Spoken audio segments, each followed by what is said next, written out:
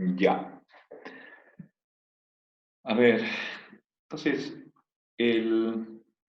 seguimos con la educación para la ciudadanía. Espero en esta sesión ya terminar este tema para a ver si podemos tener un diálogo. Quisiera conocer cuál es la opinión de ustedes después de haberles presentado algunas de las ideas que tiene Lorenzo. Bien. A ver, he indicado cuál es la finalidad de educación para la ciudadanía.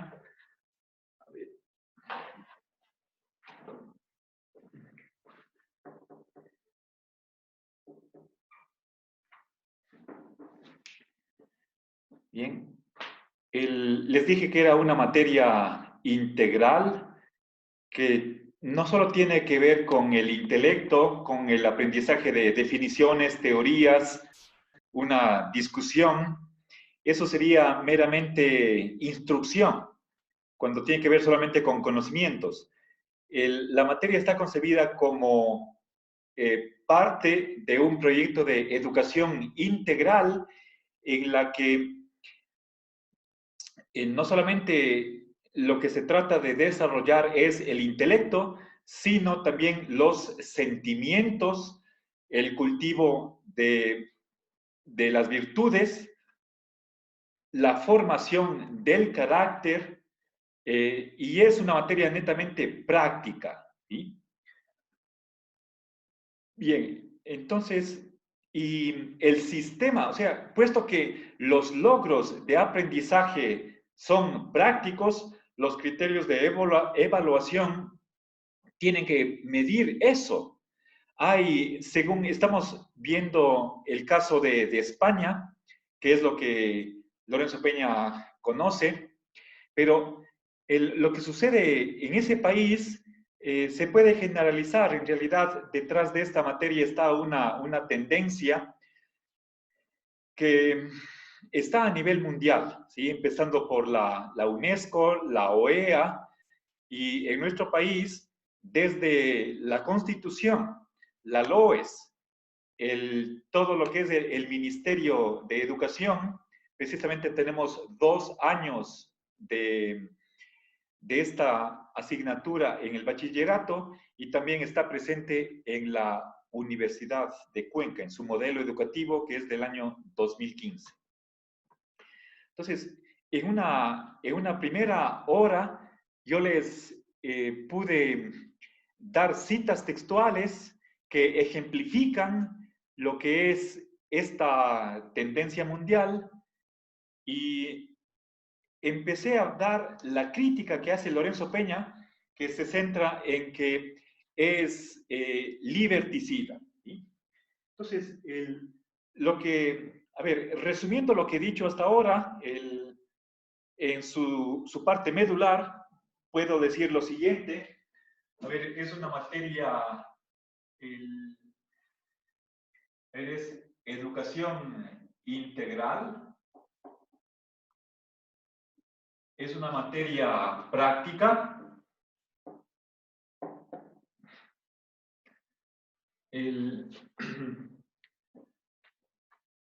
A ver, y otra palabra que es importantísima y es definitoria de esta tendencia es la cuestión de formación. ¿Sí? Formación. Bien, ahora, Lorenzo resume su malestar, su razón en contra de esta materia, indicando que es liberticida.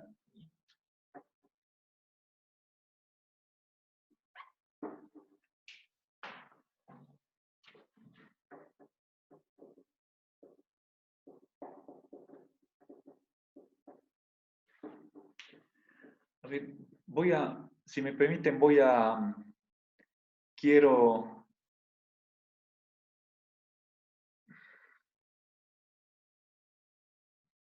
quiero poner mi pantalla, a ver, pero no sé por qué.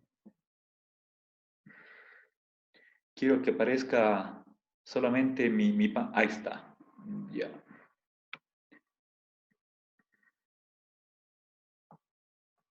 Bueno. A ver, entonces, liberticida significa que destruye la libertad. Vimos que la libertad puede entenderse como valor o como derechos. Como valor hay simplemente una sola libertad y esa libertad se puede expresar, se puede plasmar en varios derechos. Nos interesa aquí libertad de pensamiento, pero hay también la libertad de expresión, libertad de asociación, libertad de movimiento, etcétera. Ahí estamos hablando de varias libertades. A ver, una cosa que tal vez en lo cual no he insistido es en que la libertad de pensamiento es un derecho.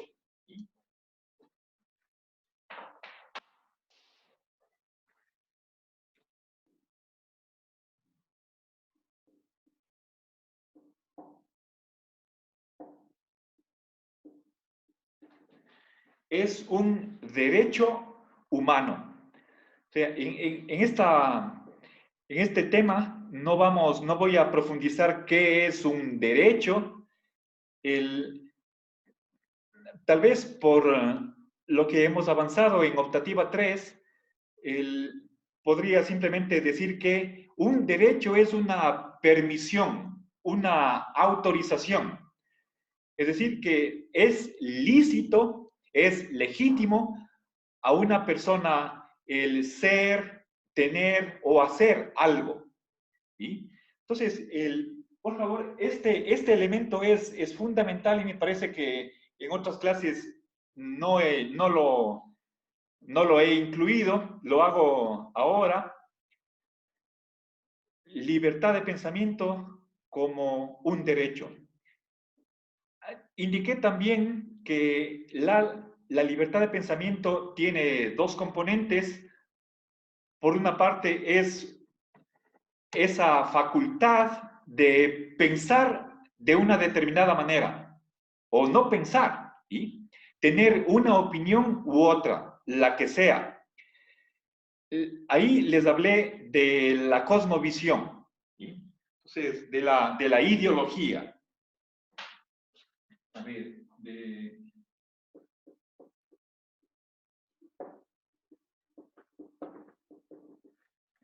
les decía que ideología está entendida en sentido positivo simplemente como una visión del mundo, una visión del universo, de la vida, del hombre, de la sociedad, y también en la ideología están incluidos los valores.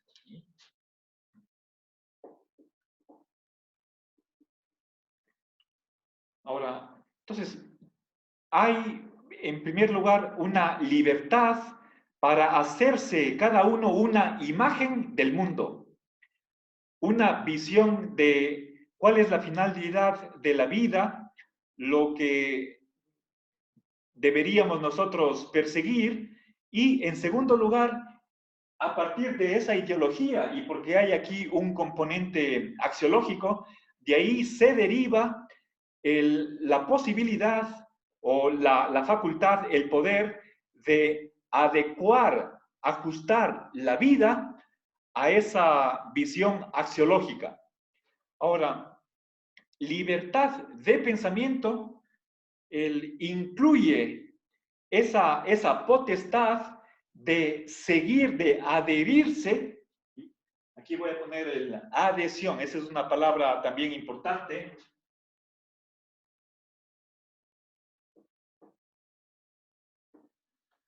Adherirse a ciertos valores y acá es cuestión práctica, de llevarlos a la práctica. ¿Sí? Bien, esos valores pueden ser, podemos pensar en valores aberrantes, desviados, pervertidos o repugnantes. Piensen ustedes en una escala de antivalores a la que uno se puede adherir. Les puse como ejemplo Nietzsche. Podría poner otros ejemplos. Ustedes también hemos mencionado, o bueno, Lorenzo Peña menciona el satanismo, que es una de las posiciones que está en el polo opuesto de lo que quiere Lorenzo. Ahora, terminé la clase anterior diciendo que esta adhesión a valores, esa profesión que uno hace de valores, es absoluta, ilimitada, ¿sí? Esta libertad ideológica de pensar que el mundo, la vida, la sociedad está constituida de determinada manera, eso es un derecho que no tiene límites. Entonces, ahí hay una libertad ilimitada.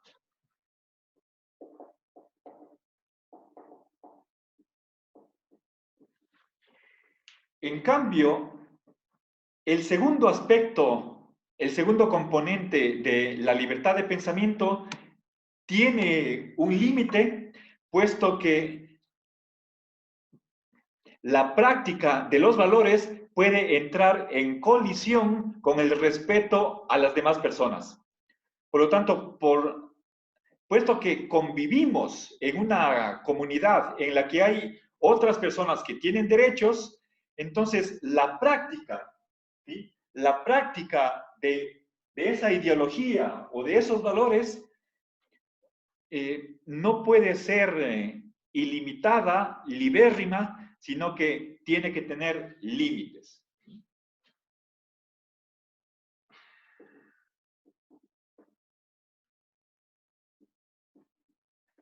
Y ahora, ¿cuál es el motivo o la razón para coartar esa libertad? ¿Sí? La libertad de practicar los valores a los que uno se adhiere. La razón última es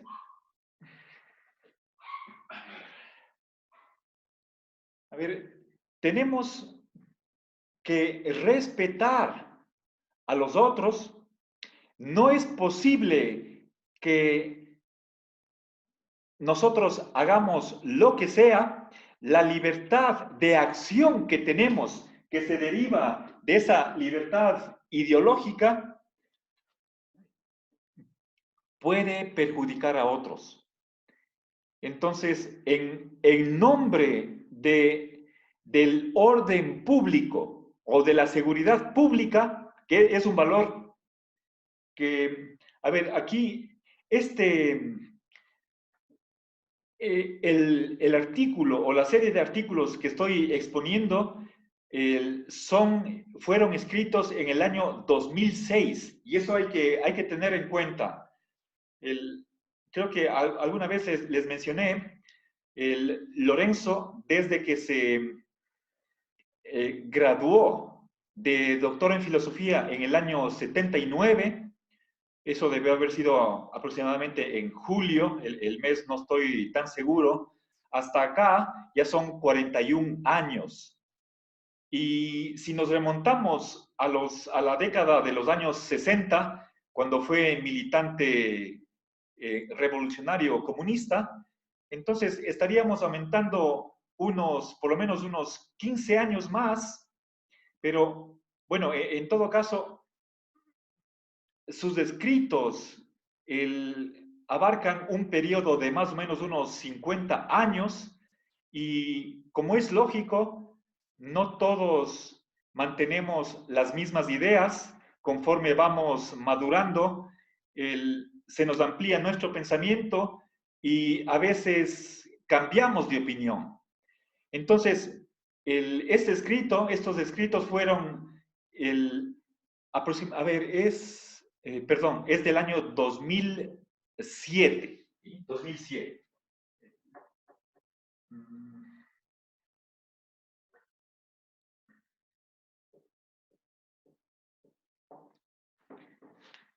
Bien, ahora, ¿por qué es importante esta fecha? Porque les estaba dando la razón de por qué no tenemos libertad ilimitada, tratándose de esa potestad, ese poder de llevar a la práctica nuestros pensamientos.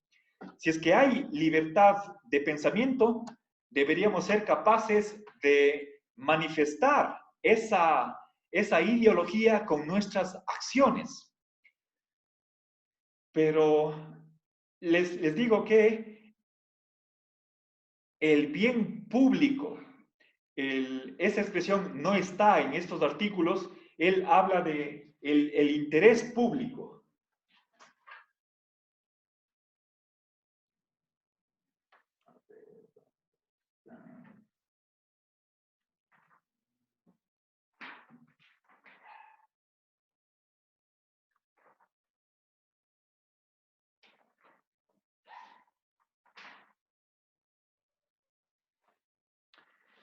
Es, a ver, Lorenzo habla de el orden público. ¿Sí?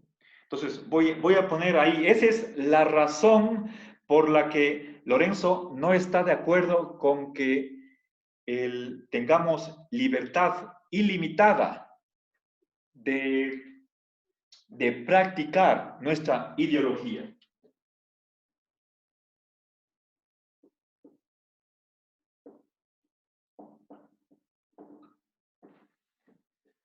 Bien, es decir, el ordenamiento jurídico no puede permitir que cada individuo tenga esa potestad de hacer lo que quiera, puesto que ahí entramos en riesgo de autodestruirnos. Esa libertad total es aquella en la que piensan los liberales clásicos, los que tienen esa idea de que antes del aparecimiento de la sociedad estábamos en un estado de naturaleza y que en el cual nosotros podíamos hacer lo que sea, aquello que nos permitan nuestras fuerzas. Yo puedo apoderarme de las cosas que tiene otro, puedo matarle, pero asimismo tengo que reconocer que el otro puede hacer lo mismo. Entonces, esa situación que podemos llamarla de salvajismo, de incivilización, es intolerable, es el sálvese quien pueda, en la situación de que el hombre es lobo del hombre. Entonces, puesto que esa situación es intolerable, invivible, por ejemplo, es lo que dice Hobbes, por, por una fuerza racional nos vemos obligados a hacer un pacto social.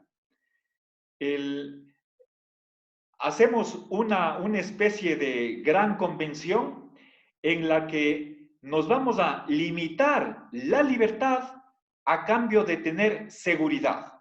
Vamos a poner una autoridad que nos imponga leyes y que proteja nuestros derechos. ¿Sí? Entonces, esa es la teoría del contrato social. Puede ser que en algún otro momento dediquemos mayor detalle al desarrollo de esta teoría, a la crítica que hace Lorenzo. A propósito, en el noveno Encuentro Ecuatoriano de Filosofía que se realizó aquí en Cuenca en el año 98, Lorenzo expuso una crítica al, a la teoría del contrato social. ¿Sí? Y esa ponencia fue publicada en las actas del Congreso y formó parte de un capítulo de Estudios Republicanos. ¿Sí? Para quien esté interesado, les puedo mandar el enlace a ese texto. Bien, entonces, hay un valor superior, eso es lo que dice en este año, recuerden que estamos en el 2007, un valor superior que está por encima de la libertad y es el que prohíbe que esta capacidad de plasmar en nuestras acciones la libertad de pensamiento sea limitada. ¿Sí? A ver, no tengo aquí en este momento 30 minutos. En 10 minutos más se me corta, seguramente ya sale un mensaje. Entonces, avancemos. Ahora, sí quisiera decirles que esta idea de que la libertad, sobre todo acá, la libertad de practicar, de practicar nuestras creencias es limitada y eso para proteger el orden público. De no ser así, si tuviéramos libertad absoluta, entonces eso sería el estado de naturaleza de todos los contractualistas y vemos que esa situación es intolerable, es invivible. Cada uno mataría al otro y en esa situación no sabríamos quién sobrevive. Entonces, realmente eso sería una no sociedad. ¿Sí? Entonces, tenemos que coartar nuestra libertad si queremos vivir juntos. Ahora, podríamos pensarnos qué pasaría en el caso de que algún individuo, estoy pensando en Robinson Crusoe, ¿tiene él libertad absoluta? Bueno, esa es una cuestión que nos plantearemos cuando abordemos el tema de los derechos humanos. Les adelanto que la respuesta es no. Para que haya derechos y deberes, tenemos que vivir en sociedad. Y entonces un individuo aislado, como es ese imaginario Robinson Crusoe, tampoco tendría derechos. Bueno, entonces voy a adicionar algunas ideas.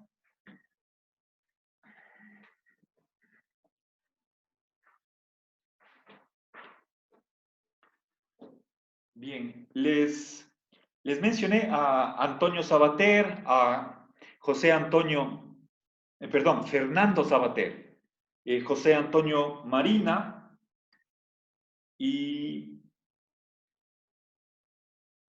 a ver, les he hablado de que hay 9 criterios para evaluar, para determinar si es que el estudiante aprueba o no la materia de educación para la ciudadanía.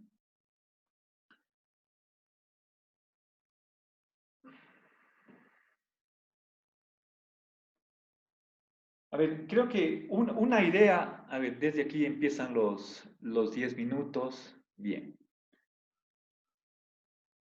A ver, verán, voy a añadir un nuevo punto que es una exigencia de la materia de educación para la ciudadanía y es la cuestión de que el estudiante debe adherirse, debe aceptar en su fuero interno todas las exigencias que están en la Declaración Universal de los Derechos Humanos.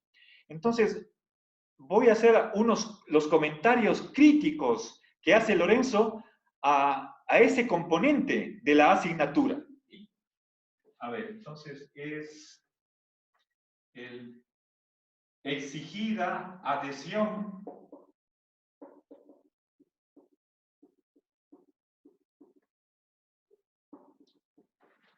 a la Declaración Universal de los Derechos Humanos. Bien, estoy hablando de esa famosa declaración del 10 de diciembre de 1948 en las Naciones Unidas. En otra ocasión estudiaremos con cierto detalle los avances que significó este documento dentro de la historia de la constitucionalización de los derechos. ¿Sí? El tema de los derechos humanos es importantísimo y constituye una unidad o un punto del contenido de nuestra asignatura.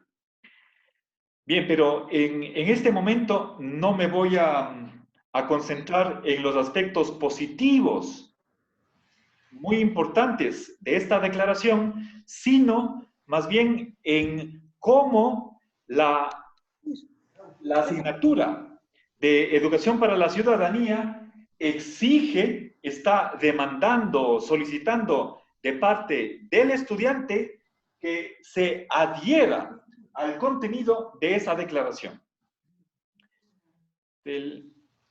Estamos ya a 71 años de distancia con respecto al año 48 del siglo pasado, y durante ese tiempo han surgido otros documentos del derecho internacional, pactos entre los estados y que los comprometen a realizar en cada uno de sus países los derechos. Bueno, entonces, nosotros desde una perspectiva histórica podemos esperar que ya...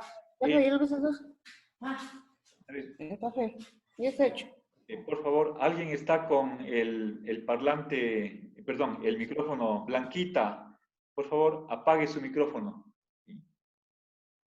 Bien, les decía que conforme pasa el tiempo, van cambiando los derechos. Eso es algo a lo que ya me referí en otra clase.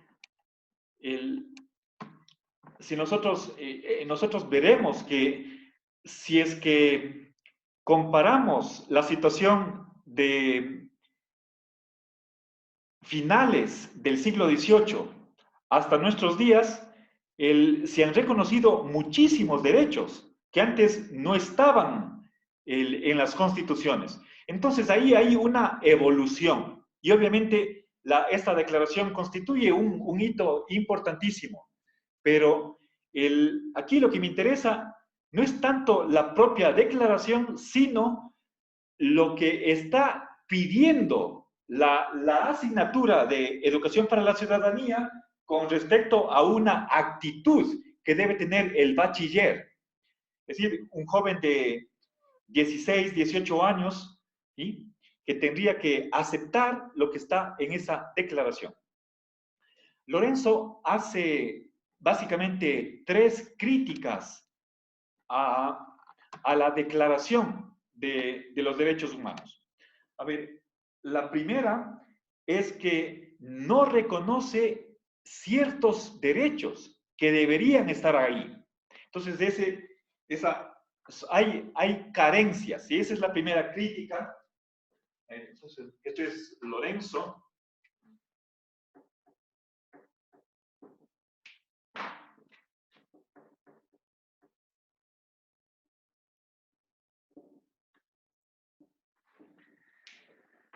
A ver, ¿qué derechos están faltando ahí?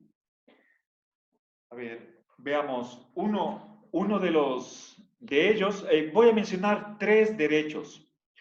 Uno de ellos es el derecho a la inmigración, ¿sí?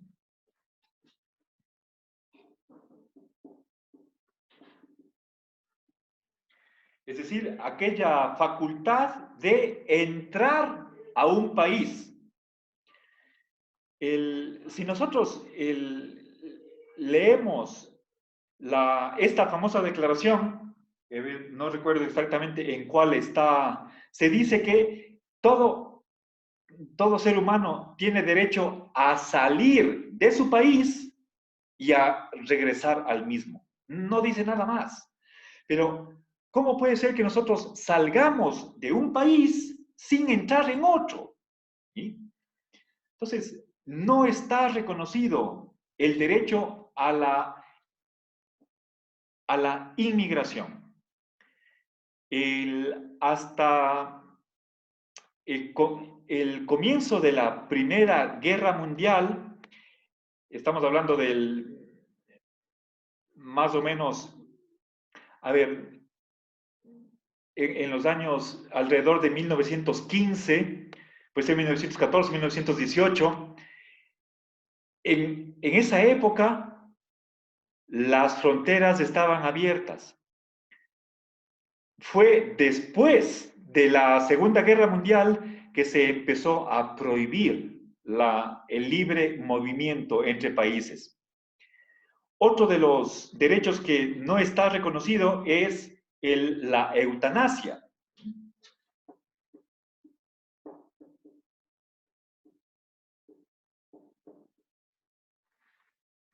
Es decir, el derecho a decidir sobre su propia muerte.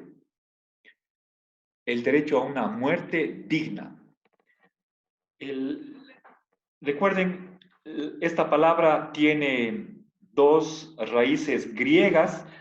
El primer componente es eu, que significa bien, bueno, y thanatos, en griego eso significa muerte. ¿Sí?